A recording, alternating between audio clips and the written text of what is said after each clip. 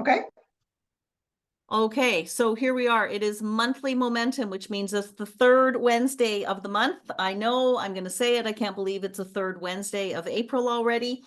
I'm turning 55 at the end of this month, so I get to be a senior citizen at Shoppers Drug Mart.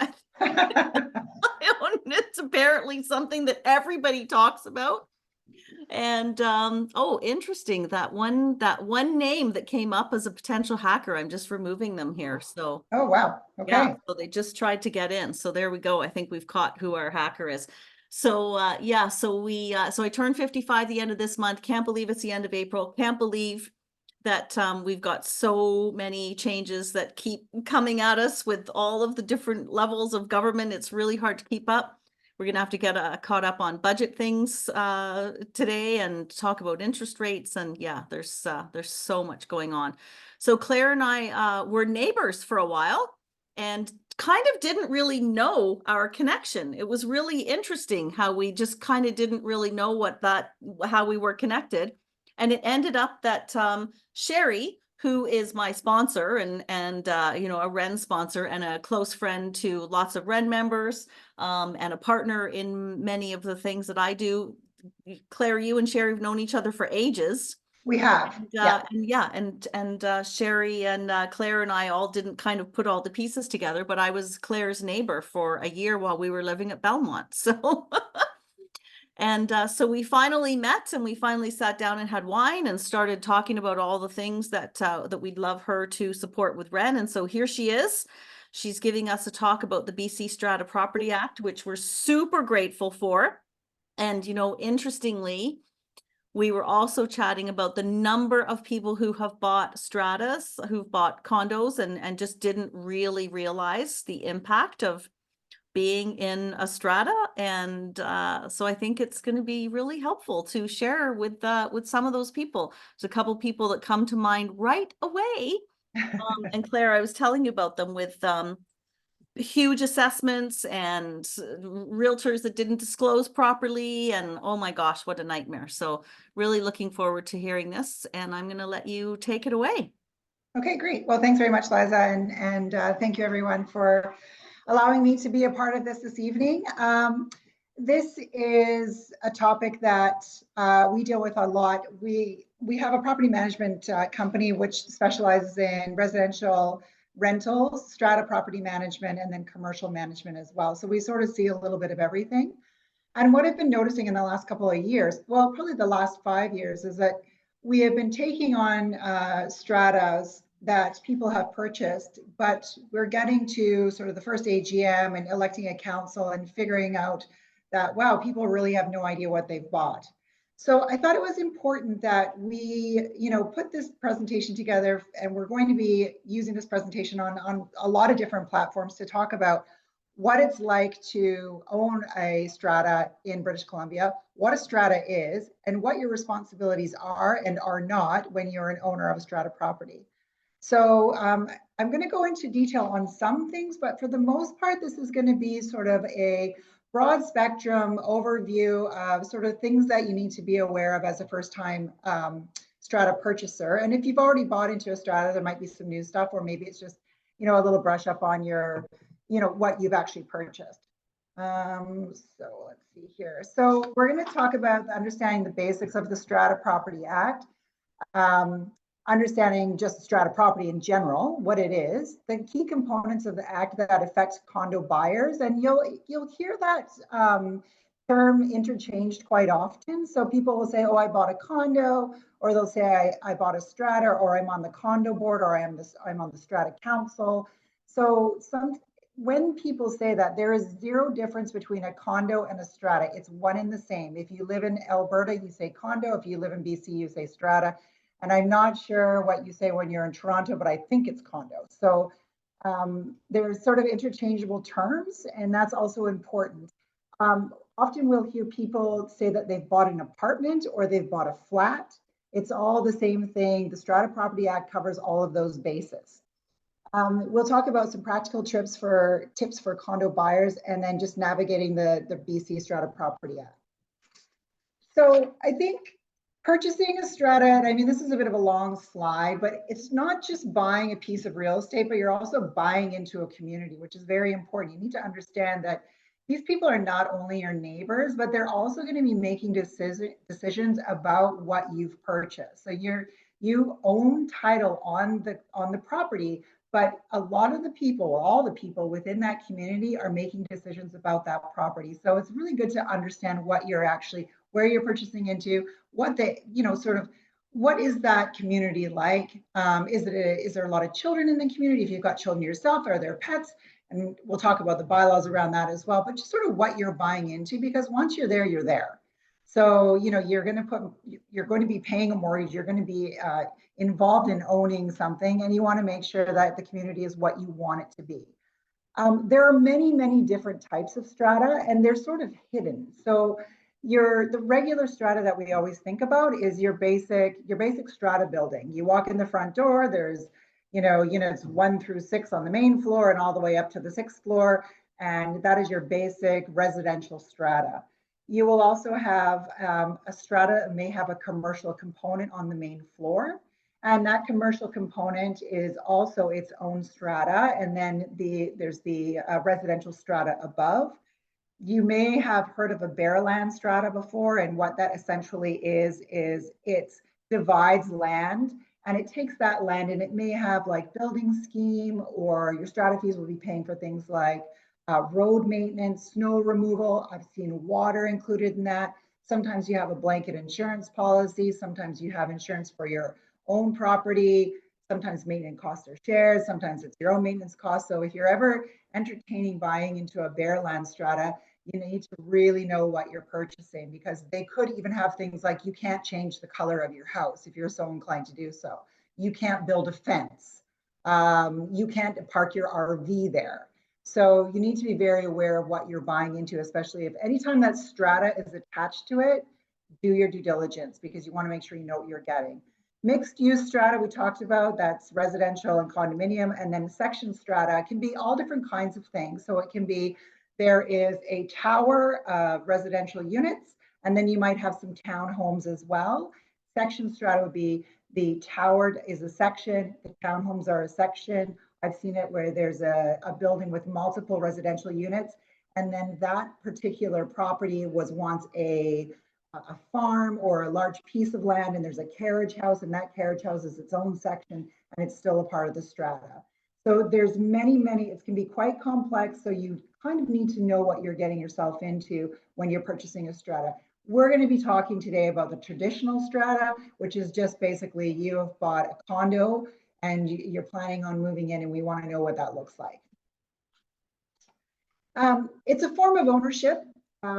It's devised of multi-level apartment blocks, horizontal subdivisions with shared areas. It means if you own a condo, an apartment, or a townhouse, you're likely a part of a strata. And when you purchase the unit, you become part of that strata corporation, owning your own individual unit and sharing ownership and responsibility of the common spaces with the other owners. So you own your 4 walls and everything within those 4 walls.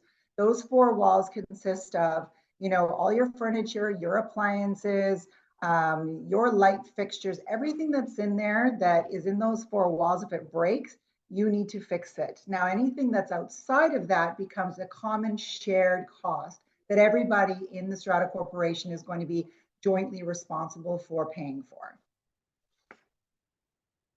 Sorry, I'm just doing 2 things at once here. So how the strata works in BC is it's governed by specific rules and regulations, and that's the Strata Property Act.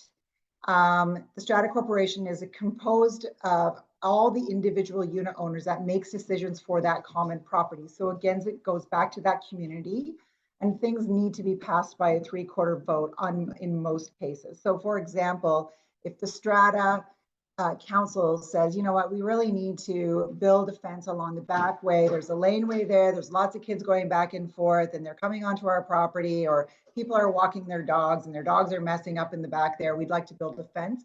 That's a big cost. So everybody's going to be involved in making that decision.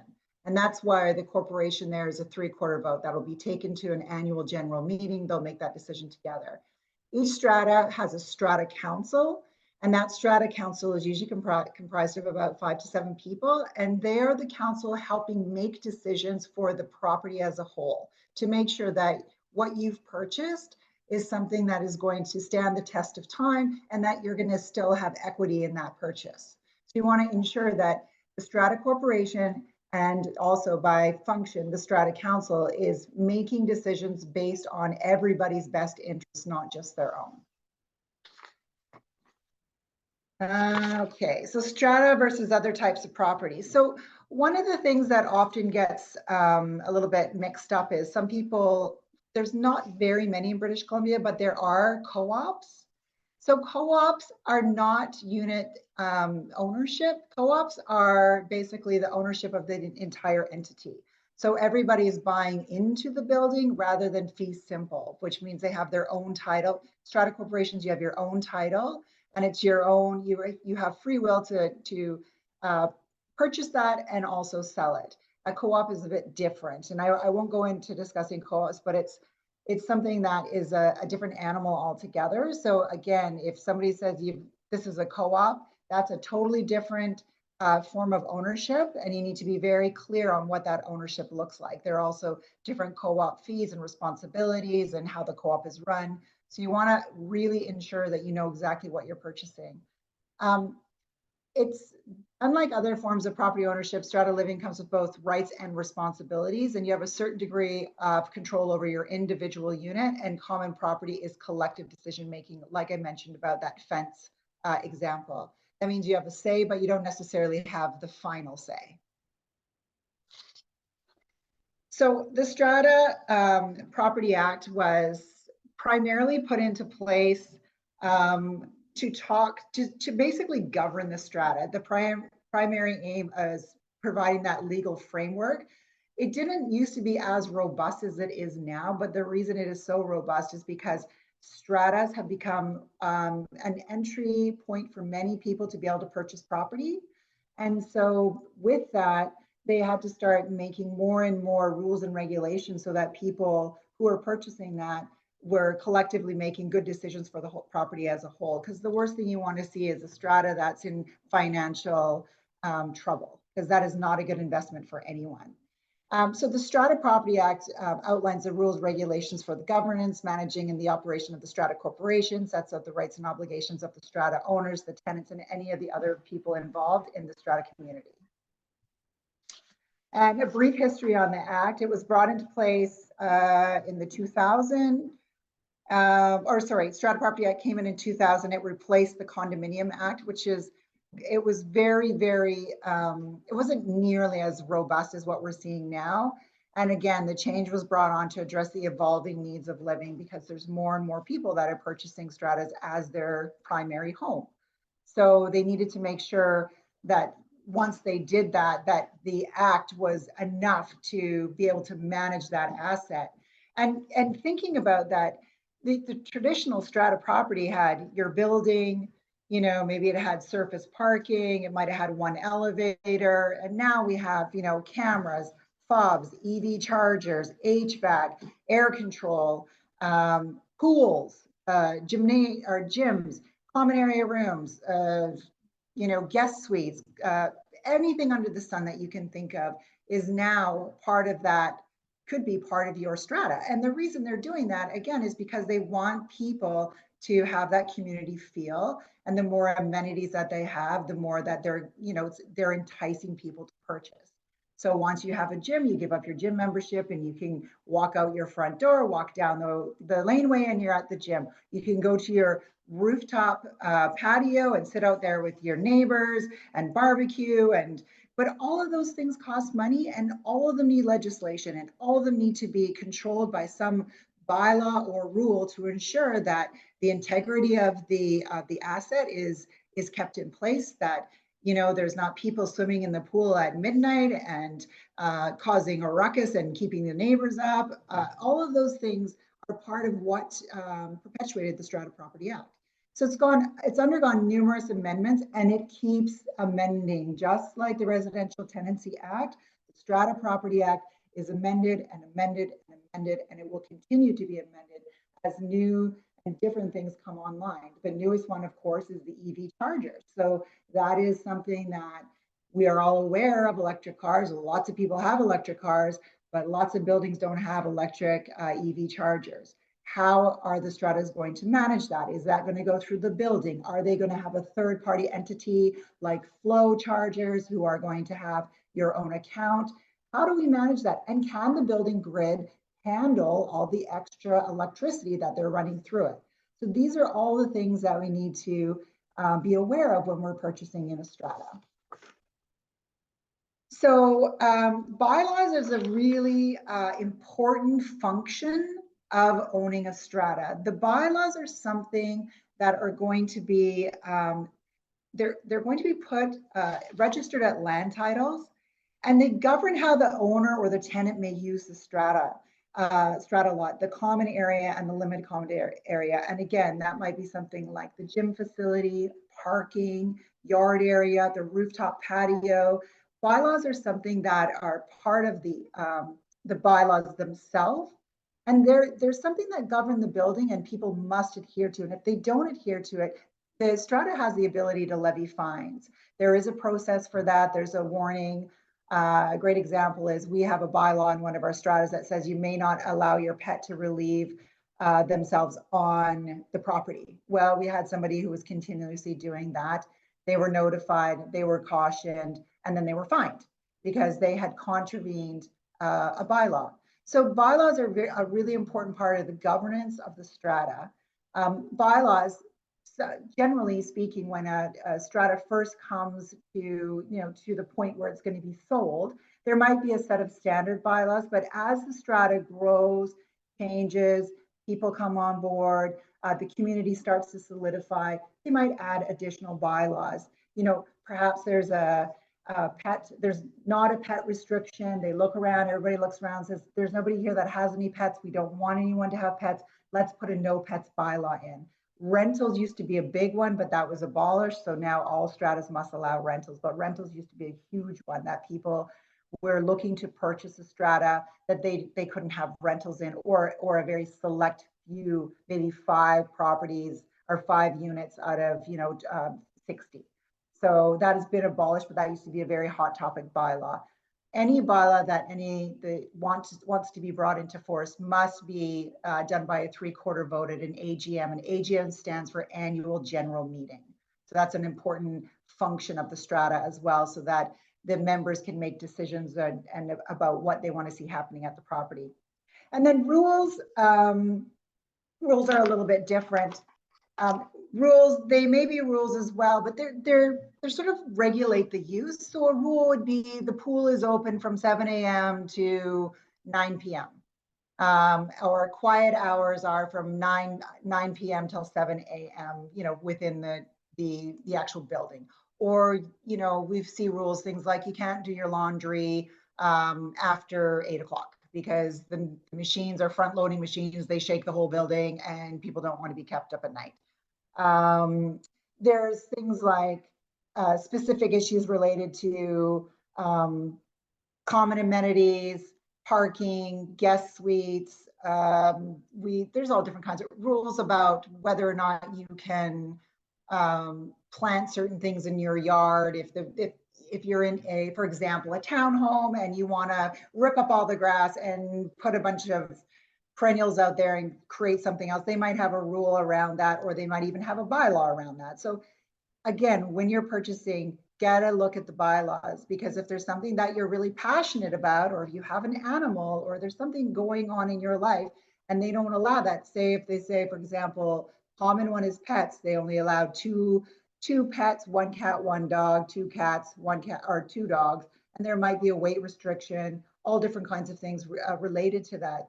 And we see that very often when people move in and don't realize, like, oh my goodness, like I've got 2 cats, and they say there's only 1 cat allowed, or whatever it happens to be. So that is something that you want to be very conscious of. Unit entitlement. This is how, so each and every strata is responsible for a strata fee. And the strata fee is basically the owner's responsibility on a monthly fee to contribute to the overall budget of running the strata. Unit entitlement, the owner developer will create and file a schedule of unit entitlement. That's a Form V at Land Titles.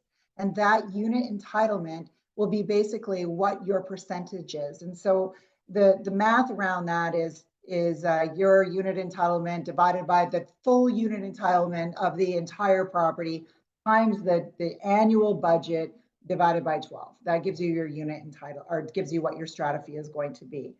And it varies depending on the type of strata. So it's based on the area of the residential strata lot, which can be lived in, but does not include patios, balconies, garages, parking stalls, storage areas.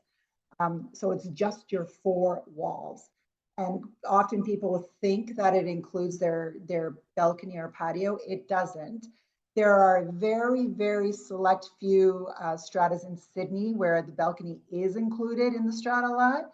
It makes our job absolute chaos, but it's generally not included. So a balcony would be considered limited common area. So you're allowed to use it and it's yours to use, but when it comes to the maintenance of that balcony, that's going to be the building of the holes. They have to each pitch in and have responsibility for that.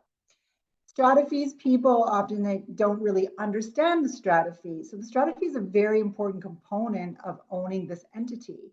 And sometimes we hear people shopping around and they say, oh, the strata fees are really low. Okay, that's a red flag for me. So what that's telling me is, why is the strata fee so low? How much are they contributing to the contingency fund? What does that budget look like? And is there any deferred maintenance that they haven't done? It has a depreciation report been completed? Because low strata fee sometimes means big special levy. So if the strata fee is really low, I want to know about the financial health of that property, and I would be concerned about that. So low strata fee doesn't always mean a win. Sometimes it means that we have a council that is trying to keep strata fees low because they want to be liked, or they want to be, they don't want their fees to go up, or there's a financial burden there. So it's very important to understand why that strata fee is so low. Basically, it should be between 0.3 and 1.2% of the total purchase cost of the property. But again, amenities will change that. So if you've just got your regular building with no amenities, that's probably not a bad gauge. But if you have a property that's got a pool and a gym and a rooftop garden and barbecues and all different kinds of things going on at the property, that strata fee is going to be higher because those things cost money. So you need to make sure that you understand what you're paying for and to ensure that the strata fee is adequate for all of those amenities, because there's nothing worse than going into a beautiful property and realizing that everything's in disrepair, and that's not good for you. That's not great resale value. That's not that's not protecting your asset. That's not good for you. Claire, I'm just going to interrupt for a sec. I'm not sure if you've got a slide that goes with that, because I think you're still on your. There we go. You're still on your. That's okay. And I was just going to say, like, one of the condos that we bought as a group last year, there were a lot of young people on the strata, and the first thing they wanted to do was lower the strata fees. They just didn't have any understanding at all about what the strata fees were, why they were there, why they had to pay them. And they literally, the first meeting, they wanted to vote to lower the strata fees. And it's like, it doesn't quite work like that, guys. So they needed to see this presentation for sure. Yeah, the strata fee, if anyone ever wants to lower the strata fee, that is like, that's just chaos. That's total dynamite. That's not good for your property. That's not good for your asset. That's not good for resale. That's not good for anything. And it's important to really understand, like, common property is common property. It's for the commonality of the for every single owner that lives there. They're assets, they're part of the strata. It includes things like your elevator and your hallway. Could include your major systems like your HVAC. You might have a boiler that everybody is drawing their hot water from. That's an asset. Sometimes dock. Exactly. All of those things are common property, they're common assets, like common to everyone. So even if you never use the boat dog, you still have to pay for it. It doesn't matter. So again, it's like important about to see what you're buying and also understand like, okay, when are these things going to break down? How long has it been since it's been looked at? We need to look at depreciation reports, and we'll go to that in a minute. Strata fees and special levies. The special levy is important because it's about when the budget doesn't meet what it needs to be meeting. And the special levy can be things like an unknown, an expense that they weren't expecting. Like, for example, we have a building where the skylights all of a sudden just started leaking all at once for no apparent reason. And they are to be replaced down the road, but not for another 5 to 7 years. So they special levied so that they could get them done right away. So, and there's all different kinds of red tape around taking money to the contingency, depending on how old the building is. And I won't go into that because it's absolutely dreadfully boring. But I will just say that special levies do happen. Sometimes it's a matter of saying an older building that is in downtown Victoria never needed cameras before. Now, you know, we're seeing a lot more crime in the area. So now they want to get cameras, or maybe they want to have some extra, they want to change their door fobs or whatever it happens to be. So that can be special levied as well. And then obviously the common area property and the assets, they're all based on the budget. So the budget is a big part of how your strata fee is calculated. And the budget, it's going to be the overall budget. And that includes landscaping, snow removal, the common electricity in the hallways, building repairs, can be things like line painting in the parking, maintenance, insurance, and then your contingency fund contribution as well. So roles and responsibilities of the Strata Corporation. So responsible for managing and maintaining the common property, enforcing the bylaws, rules, securing insurance, preparing budgets. That's the whole corporation. And then the responsibilities of the Strata Council is to make all that happen. So this includes enforcing the bylaws, enforcing the rules, overseeing the maintenance and repairs, managing the corporation's finances. And one of the things that we're really struggling with right now is many people buy into a strata and they don't want to be on council, and they don't even show up to the AGM. They don't really, they've bought an asset they're not making any decisions on. And that's, you know, that's unfortunate, because you have bought into a community and people are going to be making those decisions whether you're there or not. They have to be made. So I think it's important that people really become involved in being on the Strata Council, or at least showing up for the AGM, read the minutes, understand what you're reading, and understand that that's your role. As property managers, we don't make those decisions. This isn't, we are to guide you. We have the experience, we understand it. We've been through a zillion different courses, we're licensed, but this isn't our home. That'd be like you coming to my house and making decisions for my house. I wouldn't accept that. So I can't make decisions for your house. You as a collective group have to make those decisions together. So buy into that is very important. The depreciation report is also a huge important component of owning a strata. Many people don't recognize that a depreciation report is a huge, it's sort of like forecasting for what needs to be fixed down the road. It has to be done every 3 years. Strata corporations have the ability to waive that if they wish to do so, but it's a vital, and it helps the owners protect their homes and protect their investment and the integrity of their property. They need to be able to put enough money away into the contingency fund to ensure that they're going to have enough to replace the roof, replace the windows if it needs to be done, to upgrade. You know, a lot of them have these new HVAC systems that sit on the wall. Those things are, they're costly, and they will need to be replaced in 10 to 15 years, depending on what unit has been purchased. So if you don't have enough in your contingency fund and that happens, the next step is special levy. So you want to be saving the money up front. You don't want to be special levy. It makes it more difficult for you to sell your asset as well. If all of a sudden there's a $50,000 special levy coming up, people are going to look at that and be like, I don't want to buy that. So it's important that the financial health of the strata stays intact.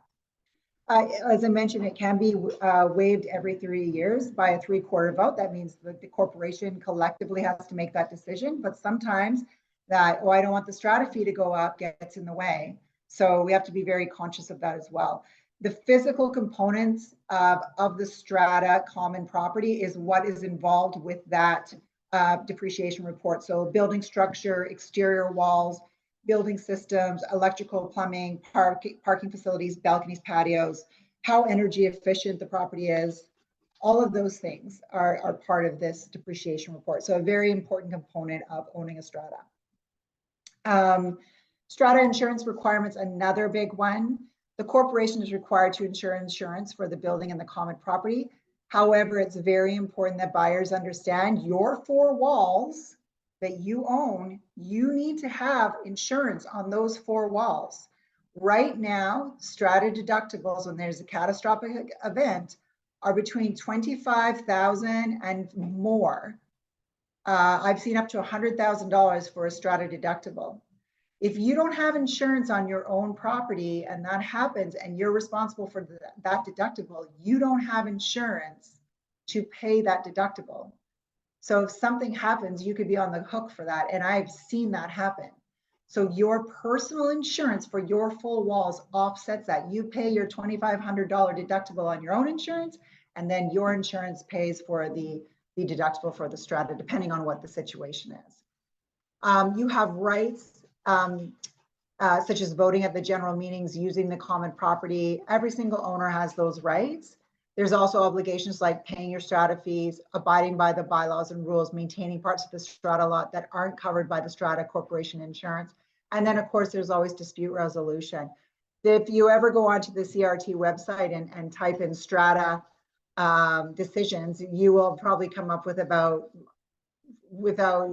probably in the last year, I don't know, 2,000.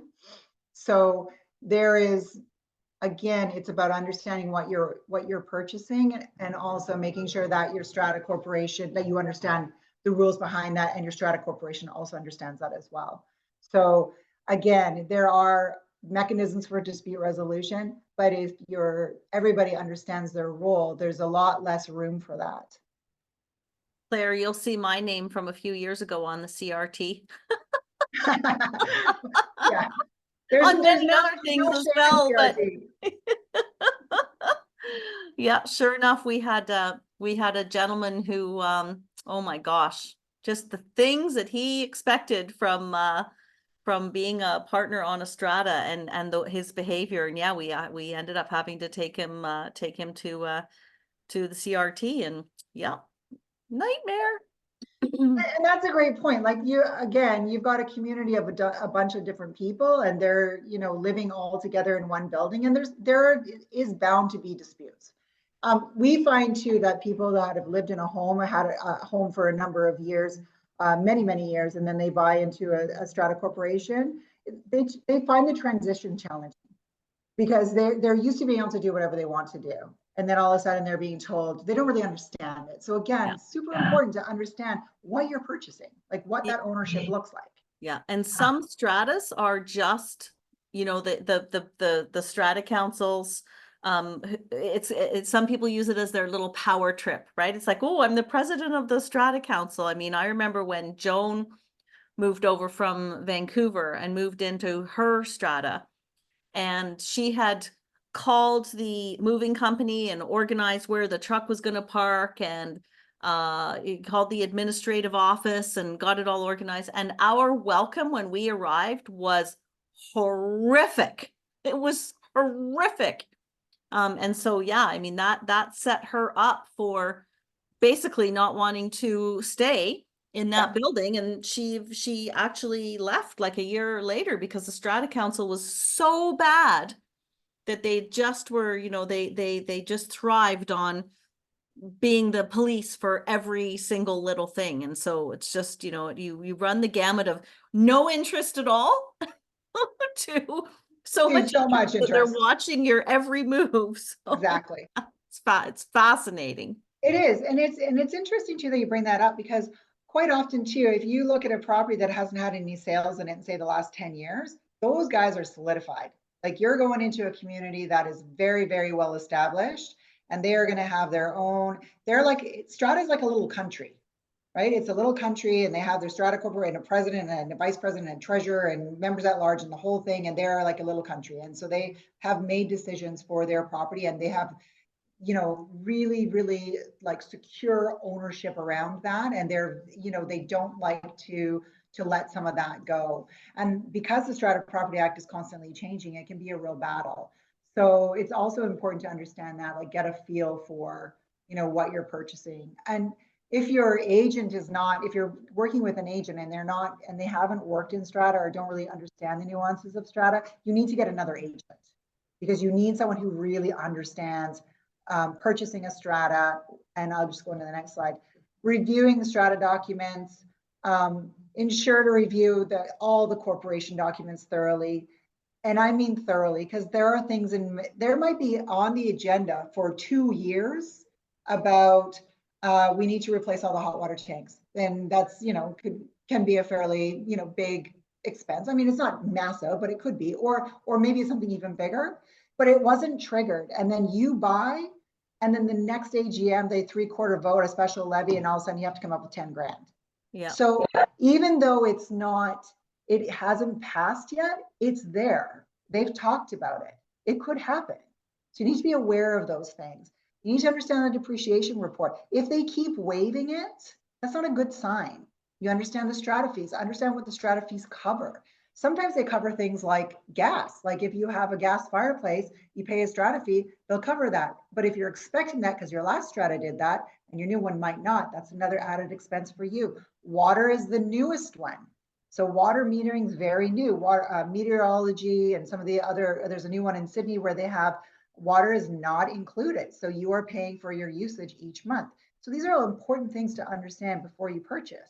And your agent should be able to walk you through that, but it is also part of your due diligence to really understand that. Understanding what's coming up, what repairs are coming up, what that contingency fund looks like, everything to do with that. Check the insurance coverage as well, super important to make sure that they have enough insurance to cover off everything, especially with the building, the way buildings are right now. Rebuilding a strata is very, very expensive. Building costs have gone up significantly. So if there was a fire, and it happens in my career, I've seen 5 fires in a strata corporation, a strata complex. So it does happen, kitchen fires and full-on building fires. So it does happen. And then understanding, of course, the bylaws and the rules. If there's a bylaw or even a rule, because sometimes rules get changed to bylaws that you can't live with, don't buy there because you'll just be miserable. You know, one of the common ones is vegetable gardens in the backyard. A lot of stratas don't like it. They think that it invites rodents to the backyards, which causes an infestation within the strata lot. So they will say, no, we don't want any vegetables back there. And if you're like a big veggie garden person, then that's not the place for you.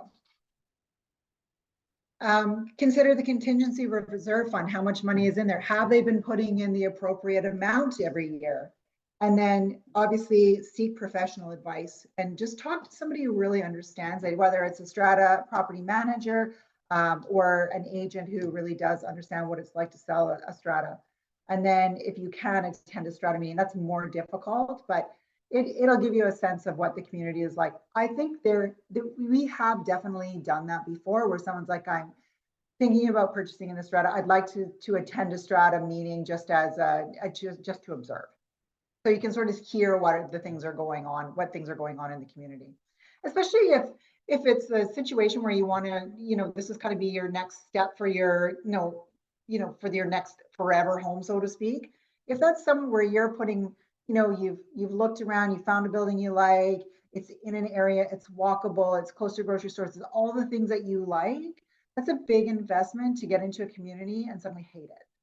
You know, and also if you're going from a house to a strata, it's a very, very different.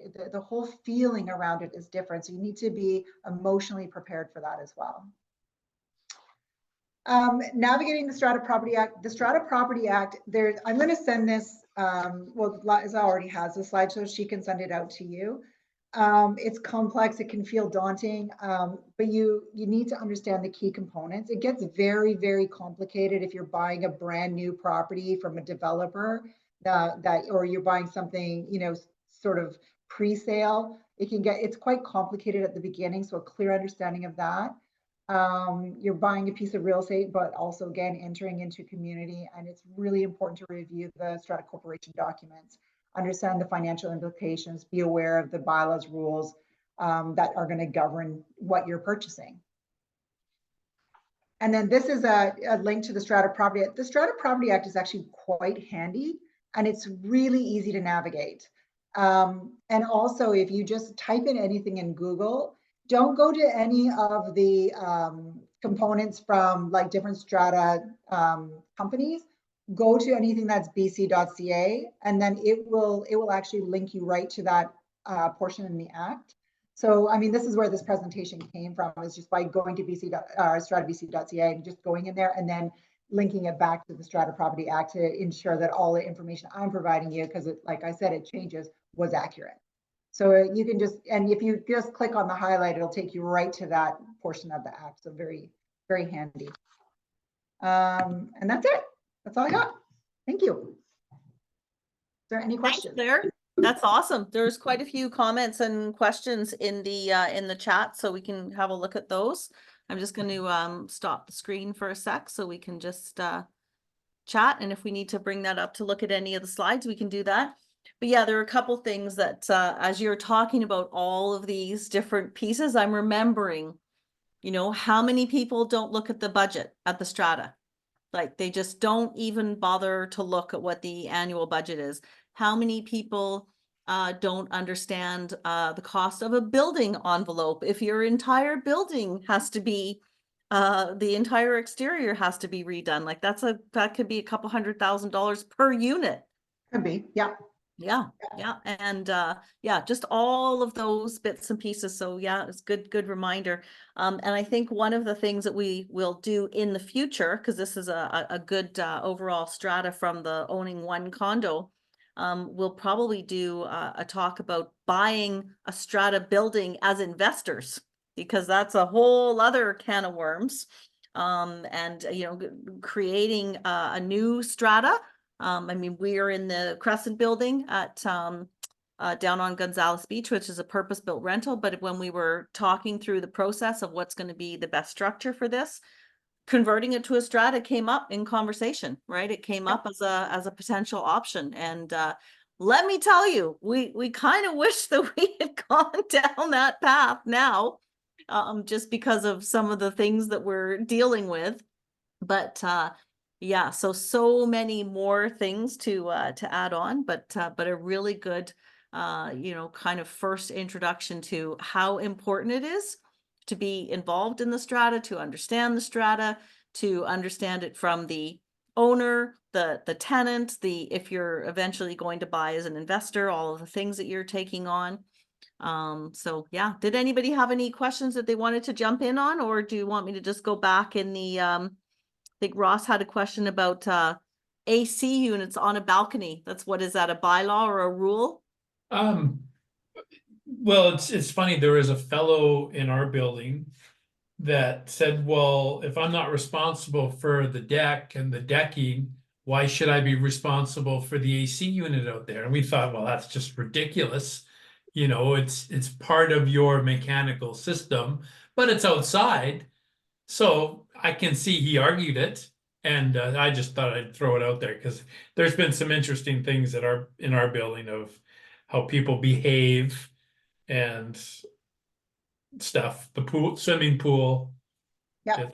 It's a chore. You definitely want to do your homework. I think I'm in a good building, but yeah, definitely don't go in with your eyes closed. You'll regret it. Yeah, and I mean the AC unit on the balcony, I mean it really depends on the building. So generally speaking, we would consider that limited common property, and the AC unit would be the responsibility of the building. But the reason that is because what you don't want is you don't want your brothers, friends, nephew Cliff coming in to muck around with the AC unit. So you want to make sure that when maintenance needs to be done, that you have somebody that's bonded, understands the AC units, and is doing them all in one shot, which is usually a savings. And you're ensuring that the components and the parts and everything that's being used is being done properly. Yeah. So that's why they would do that. Yeah, and the kicker with these AC units is that they, I don't know what the wording is, that it's not that they don't recommend them anymore, but they're selling a different type of AC unit, so you can't just get it repaired. Yep. You drop 12 grand on a new AC unit, which is ridiculous. Yep. But that's the cost of everything these days has gone up so much. Yeah, the AC units, see, this is kind of new too. So, I mean, we didn't really see that for the last, I would say like in the last 10 years, AC is maybe a little longer than that. AC has been coming around into the units, the strata units in Victoria. Before that, nobody even thought about AC.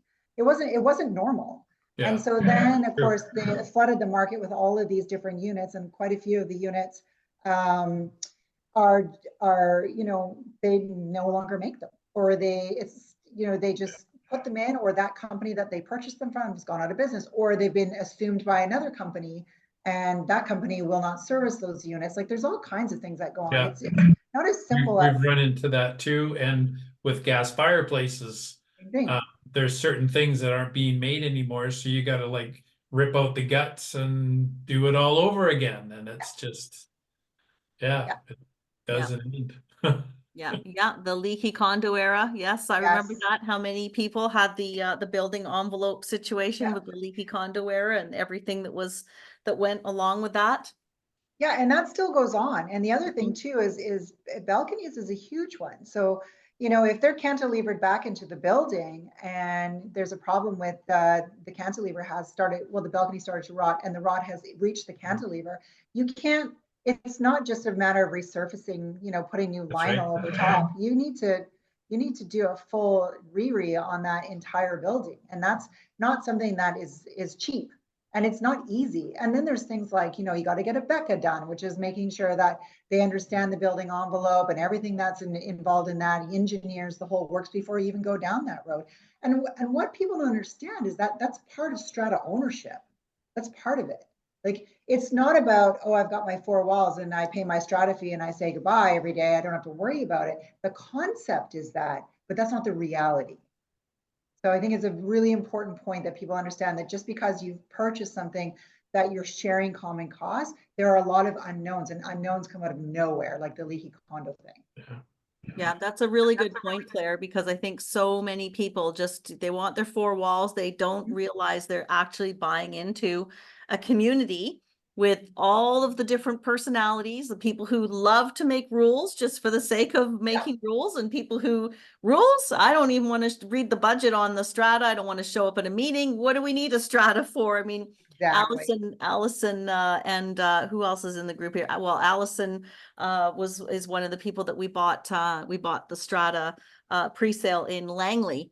And yeah, when you're talking about the pre-sale process, going through the occupancy and forming the strata, that was a huge learning curve. Like all of the things with this week, we are onboarding the parking gate. This week, we are onboarding the boiler. This week, we are, so we got all these hundreds of messages. And yeah, and like I say, there were a bunch of fairly young people who were like, what do we need a strata or a property manager for? The first meeting, they were like, let's lower the strata fees and get rid of the property management company. And it was like, no, can't do it. So yeah, it's a really good reminder that we need to know all of these things.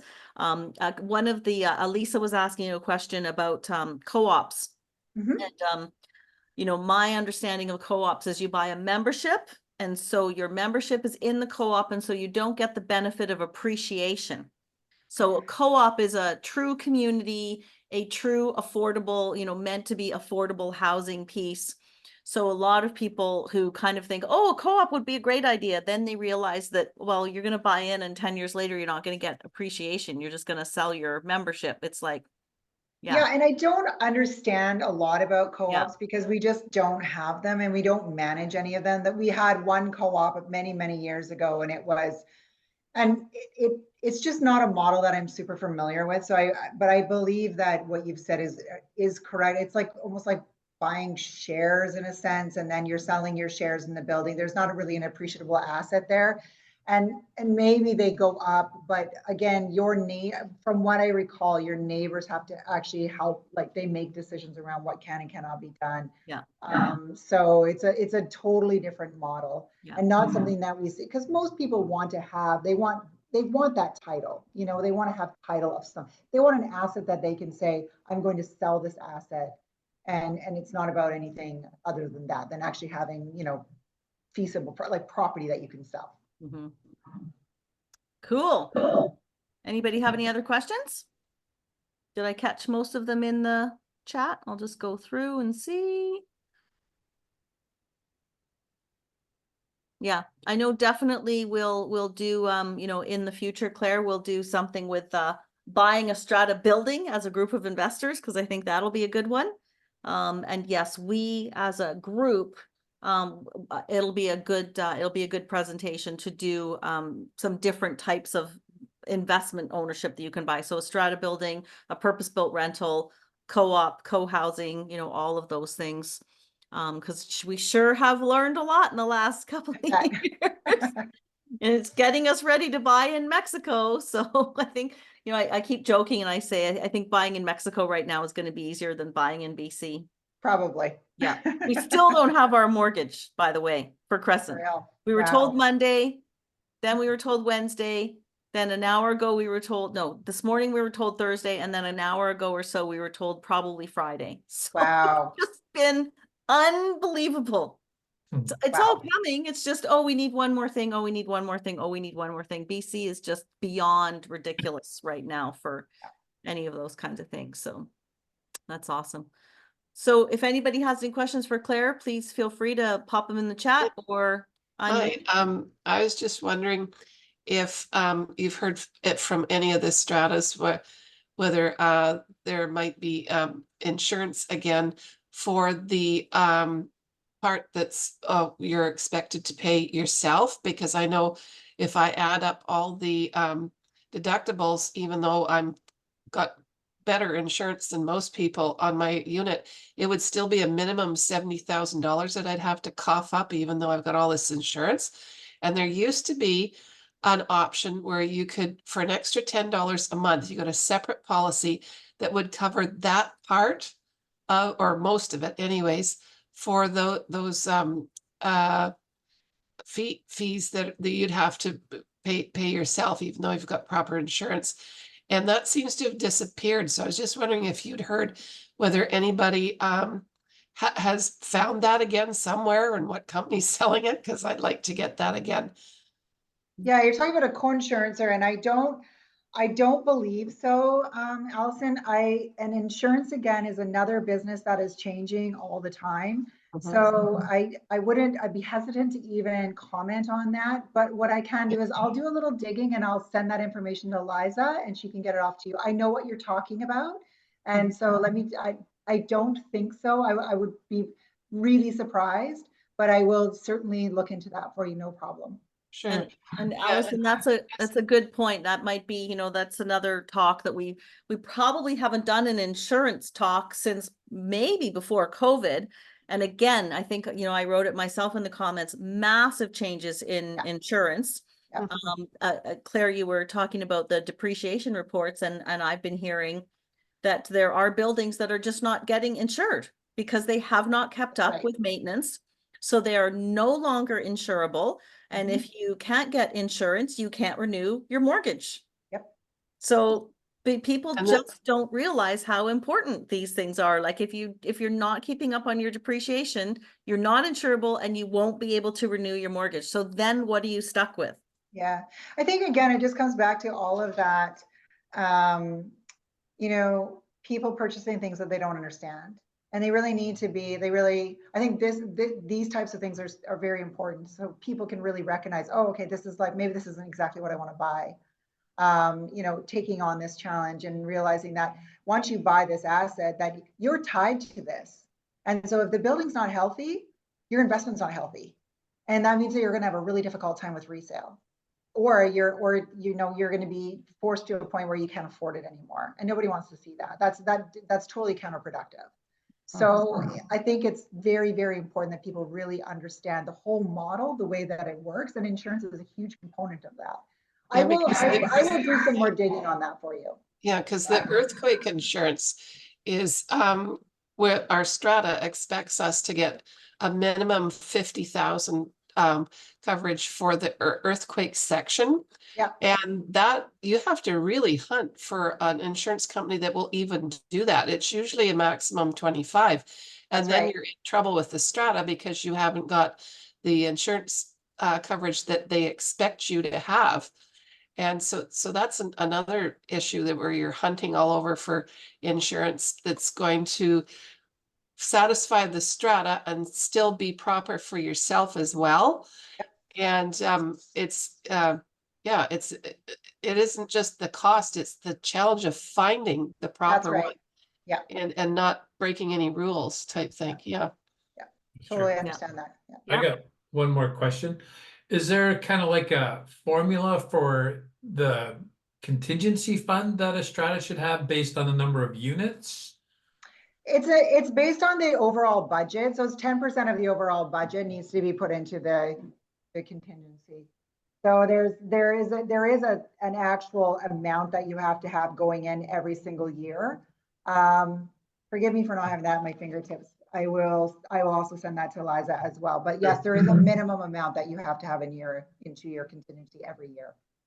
But people, again, like they spend it the wrong way, because the Strata Corporation has the ability to say, we're going to pull that money out of the contingency, or we're short on our budget, or we don't want a special levy. So they have to replenish that. It's a really, really important part of owning that asset. So I'll pull that out for Liza and get that off to you, Ross. Yeah, I think we have a contingency fund of like 100 grand, but I think we have like 700,000 in our like GICs.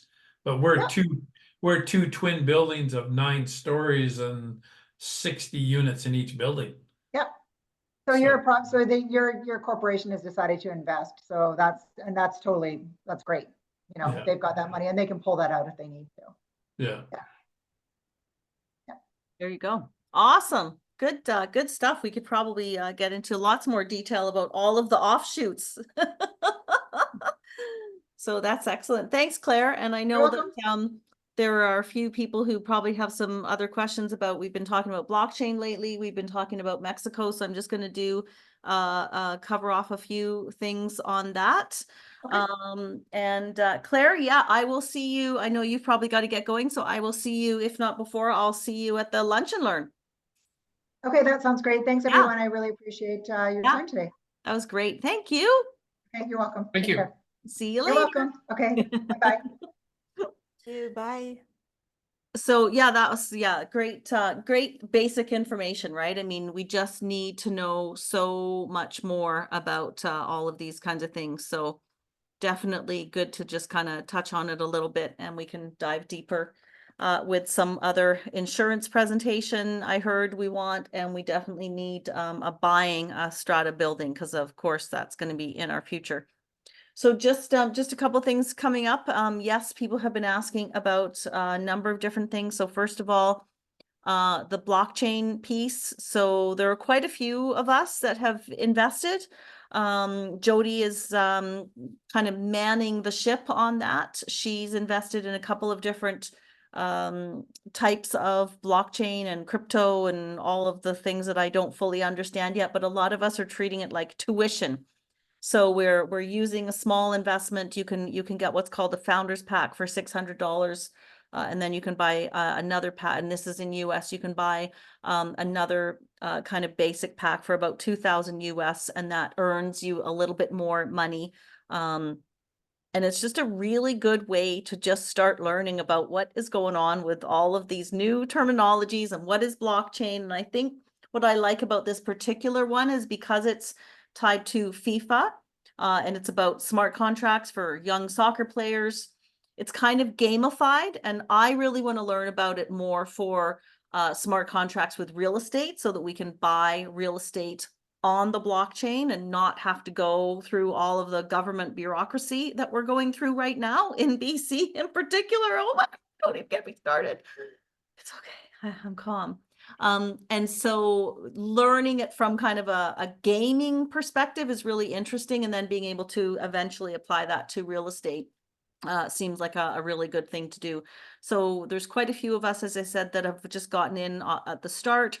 Darlene is also sort of taking calls to answer some general questions because she's been investing in blockchain and crypto and digital currencies for a while. So she's happy to have a chat with anybody who just kind of, again, wants to have a chat with someone who's been doing a little bit of this investing and wants to learn a bit more information. So Darlene's had knee surgery recently, so she is recuperating a lot. So she's loving just having some information calls and having some good conversations. So we can facilitate that. And the blockchain group that we're in, they meet pretty much every Tuesday, and then they have lots of education meetings to teach, you know, all of the different facets of it. So that's kind of that little piece. Mexico, definitely. We are looking at a couple of key boutique hotels. I'm just going to show you really quickly for those of you who haven't seen it yet. Give me 1 second here to share my screen, because I just want to make sure that people know that this is the one we're looking at right now. So I actually just pulled these photos up from Google. They're actually pretty good, but this is the Hacienda Patricia. So this is smaller than the Conchas Chinas property that we were looking at. It's not waterfront, it's across the beach.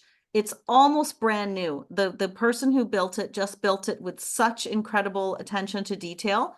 So can you guys see my screen? So I'll just go through a couple of the photos so you can kind of get a sense. You know, everything in it is built beautifully, and it looks like this photo apparently was taken 7 years ago. It still looks like that. Like everything is absolutely pristine. This is one of the walk-in closets. I'll just go back. So Lisa, who's on the call, Lisa and I have been working with the realtors. We've been crunching the numbers. We don't have an offer in on this one yet. It's been on the market for 4 years. So basically the story with this one is the gentleman built it for his wife, who had a dream of, you know, hosting people and having a hacienda villa that she could host people in. And unfortunately, she passed away. So he's remarried. They don't really want anything to do with it anymore. But, you know, these properties are not something that someone, you know, a multimillionaire who just wants a family villa, they're going to go buy something on the water. And it's too small for most people who are looking at buying a hotel, like conglomerates and REITs and large industrial complex real estate investors. This is perfect for what we're looking for. Small boutique hotels, really good nightly revenues. I mean, these places can probably generate, you know, each room could probably generate upwards of $300 to more dollars a night, based on some of the stays and some of the things that I've looked at and saw, you know, firsthand from being down in Mexico for 3 months. So this is a gorgeous little property. It's 2 buildings. There's the main house, which you're looking at in this particular picture. And then across from the pool, there's 4 casitas. Each of them are 2 bedroom, 2 are 2 bedroom, 1 bathroom, and 2 are 2 bedroom, 2 bathroom. Sleeps, you know, 30 odd 40 people. So great for retreats. Ross, I keep thinking about your golf guys because it's in Buceria, so it's close to a number of golf courses. And it's a really great property. Right across the street from it, a great new restaurants. Bucerias is really changing a lot. It's lots more young people moving in. As I said, right across from the beach. The beach is beautiful. It's more swimmable at Bucerias than a lot of other places. So yeah, this is just a great little property. And like I say, we're working on the offer for this particular property. We're not in a rush on these. I mean, it would be great to eventually pick one of them up, but we're not in a huge rush. We want to make sure we get the right one, especially first out of the gate. But with this one in particular, if you know, we're going to put an offer in soon, and then we're going to need a couple $100,000 to start making it happen. So If there is anyone who is really interested, reach out so that we can walk through what the structure is going to be. We're going to obviously share it with WREN members first, talk about the structure, talk about the perks, and then, so funny story, I'm not sure if I've shared this with everybody yet. We wanted to kind of take a temperature of the interest level of, you know, what happens if a group of women say we're buying boutique hotels in Mexico, and are you interested in participating? We posted this kind of query on two Facebook pages. One was a people living in Puerto Vallarta who are just kind of supporting each other and answering questions. And the other was a Facebook women's retreat page. So women who do retreats. So we posted this little question, and within 24 hours, we had 300 comments. So we are pretty confident that there is a lot of interest. Again, spending the time in Puerto Vallarta that I did, Ross and I were joking about it the other day. I think on the other meeting, the ratio of women is like 8-1. So if you're, you know, like, if you like hanging out with the ladies, you're going to have lots of great gal pals to hang out with. And if you're a golfing guy or a single guy, you're really going to have like no trouble finding women, because yeah, there's lots of women down there, tons of expats, tons of location independent, tons of remote workers, and we know they're just going to become more and more and more prolific. But I am a little bit concerned that Mexico might turn the tap off in the next year or so, just because at some point they're going to say, you know what, just like so many other countries are doing, they're going to say, you know what, we can't take any more foreign investors in for a while. We got to give our population a chance to catch up. Now, again, you've heard me say a couple of key things that are happening with Mexico. Their economy is doing better than the Canadian economy. Their middle class is growing, ours is shrinking. They are building tons of manufacturing. We are not. China is building car manufacturers in Mexico so that they can export to Canada and the US, and they don't have to do any shipping. So why is the Canadian government not building manufacturing in Mexico? Like, we're all just wondering, why is Mexico growing so much and Canada is still lagging so far behind? I mean, we can't even get our own housing sorted out. So Mexico is really doing great. They're going to have an election in June, so it's going to be interesting to see who gets elected and what changes there. But from all the research that we've been doing, Mexico is a good, solid place to invest. They keep winning awards. Puerto Vallarta keeps winning awards. Best small city. I think it's tied with Victoria for best small city in the world for travelers. Wins Condé Nast awards. It wins retirement awards. So, like I say, we've got a small window of time to get in. And this particular property is listed for 2.7. We're probably going to offer 2.2. And so it's not going to take a big group. I mean, 10, 12 investors at 200,000 US, and a little bit of buffer money for closing costs and so on, but it's not going to be a huge deal. So a little bit less expensive than Conscious Chinas, and it's turnkey. It's ready to go. It doesn't need a lot, whereas Conscious Chinas, we feel it needs some renos. So still love that, would still love to circle back around to that once we get established. But this one's turnkey, it's ready to go. And Lisa's just chomping at the bit to get down there. She must have had to jump off. She's chomping at the bit to get down there and get going on it. So we're doing lots of work in the background, talking to the realtors, talking to the lawyers. We'll have a webinar in a couple of weeks, walking everybody through the structure. I obviously wanted to make sure that our WREN community knew about it first. So that's that. Couple other things. Next monthly momentum, we're going to have Cameron Contracting. So they're going to be talking about modular homes, custom builds, and a little bit about, you know, building in this market in BC, and generally a little bit of an update about what it's like to be building in Canada. Happy hour, of course, coming up in Victoria will be, we had a really good happy hour this last one. Hey, Alison, there were like 30 of us there. And it was really nice. We had lots of great conversations. So next one coming up, of course, is second Wednesday of the month. So that'll be May. I'll probably be doing something in Vancouver in May. So I'll keep you posted on that. We're looking at doing a workshop coming up. And I'll probably send it out in the newsletter. I want to get a little bit of a survey, but one of the things we've been talking about doing is something called an implementation workshop, where we actually bring in the lawyers, the accountants, the tax planners, the pay for fee investment advisors, and we actually get some of these things that are on our list off our list. So if somebody needs to update the will, bring in the will. We're going to work on it together. If somebody has some really complicated tax situation or an easy tax situation, as the case may be, and you just need to sit with some other people who can help you finish it off, bring it. Somebody who's ready to get some structure together but doesn't quite know how to take it over to the finish line, we'll have some lawyers on site.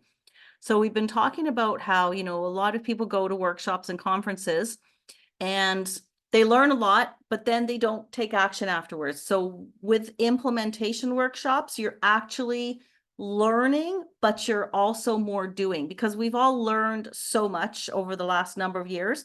But I keep hearing a lot of people saying, well, I still haven't done this X thing yet. So getting your will done, you know, getting some title things cleaned up that you might need to get. And just when you have a whole group of people and you've got all the resources in the room that you need, it makes for a really great way to just cross some things off the list. So we'll talk about when those are coming up.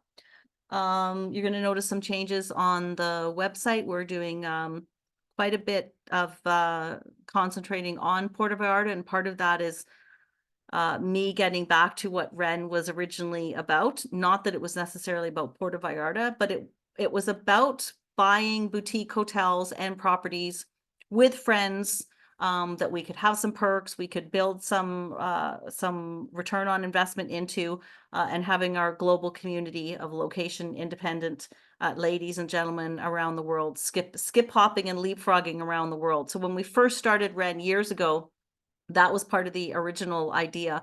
And then there were so many other needs that came up that we just had to solve, right? So we know that those are still really hard to solve. And right now with the temperature in BC, it's almost too hard.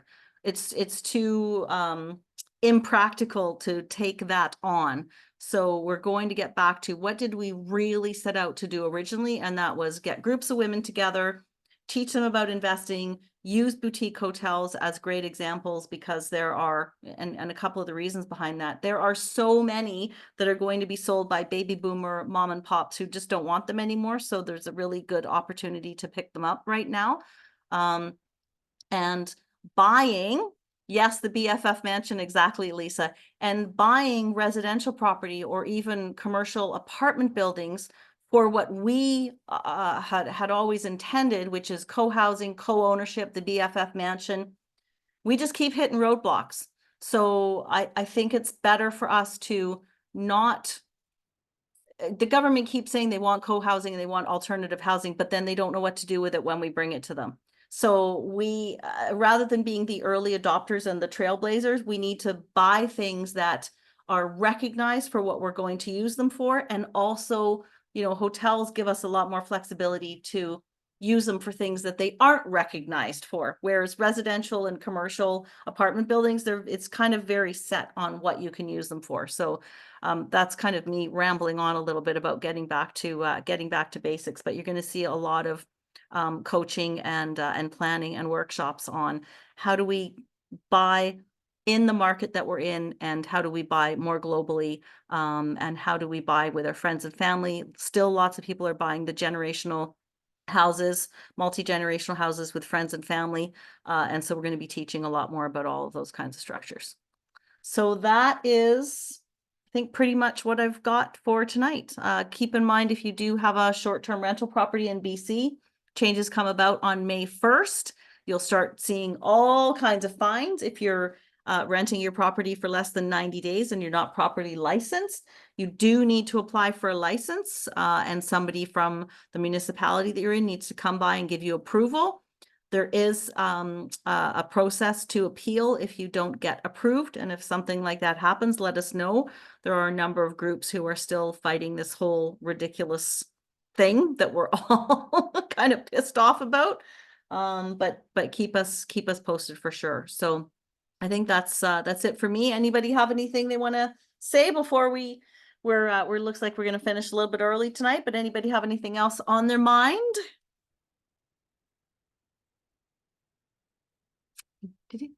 No, great meeting.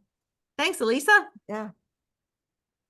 All right, cool. Well, with that, we will say good night for now, and we will see you either at the happy hour or the next meeting. We will do Members Connect next week. We're probably going to talk a lot about Mexico because so many people are interested in that. So we'll probably use Members Connect to talk a lot about the actual structure and the perks and so on and so forth. So we'll have a lot more of that ready for you for Members Connect, the last Thursday of April. Gosh, the last Wednesday of April. I can't believe we're into the last Wednesday of April coming soon already.